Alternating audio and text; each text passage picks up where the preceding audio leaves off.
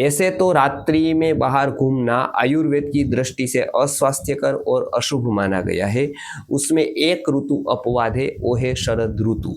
क्योंकि शरद ऋतु में सूर्य की सीधी किरणें पृथ्वी पर आने से बहुत ही उष्ण और तीक्ष्ण होती है। इसके लिए दिन में श्रम नहीं कर सकते हैं या बहुत ही कम श्रम कर सकते हैं। श्रम न करने की वजह से थकान नहीं लगती है। थकान नहीं लगने के कारण पसीना नहीं निकलता है और नींद भी नहीं आती है।